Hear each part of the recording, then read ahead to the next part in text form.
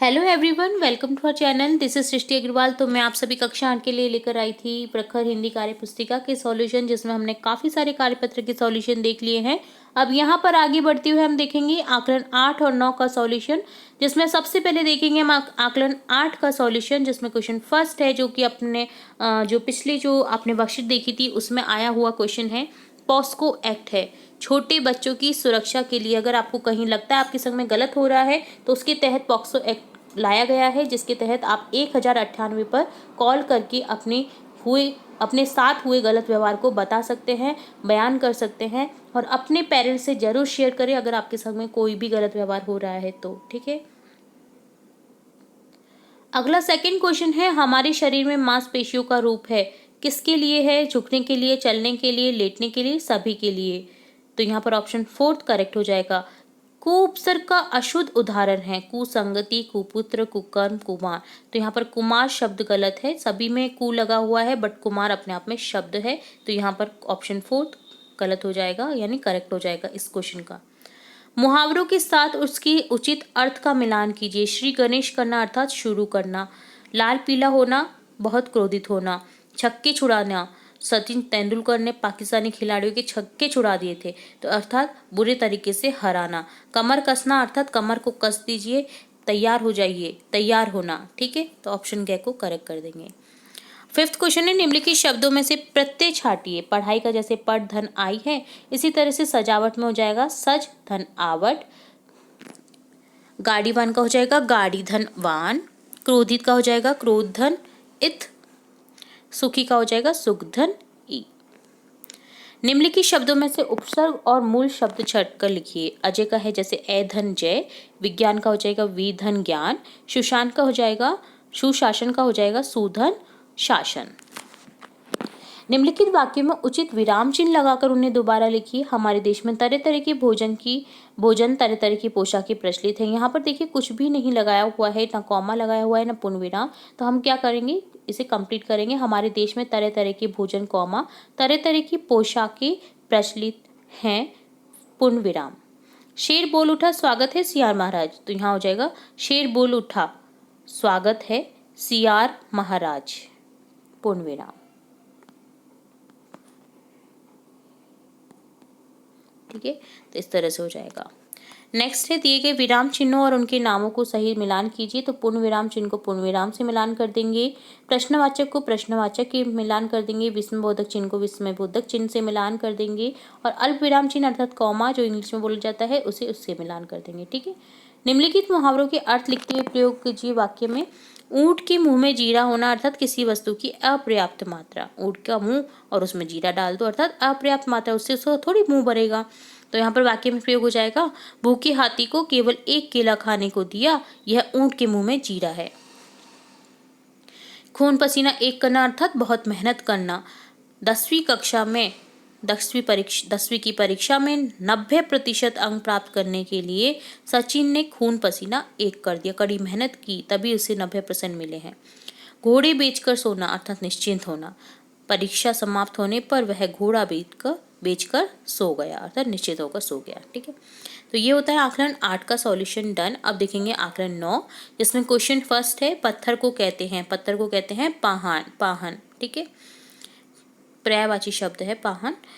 निम्नलिखित में से उपसर्गों का समूह सही विकल्प है। तो देखिए सही विकल्प यहाँ पर देखिए असफल सही है, अमर, अवसर ये गलत हो जाएंगे। इसी तरह से असफल अमर सही है, बट अमर असफल और अभय सही है, पर अमर गलत है। इसी तरह से असफल अवधारणा सही है, अमर गलत है। असफल अवसर और अपमान ये सभी जो समूह है ये सही है। ठीक है, तो यहाँ पर देखिए अपमान, अवधनमान, अवधनसर और अधन सफल, इस तरह से यहाँ पर उपसर्ग जुड़े हुए हैं। निम्नलिखित शब्दों के सही अर्थ छाटिए। जैसे समान सामान, बराबर समान, आदर वस्तु वस्तु बराबर। तो यहाँ पर समान अर्थ वाले शब्द है बराबर समान।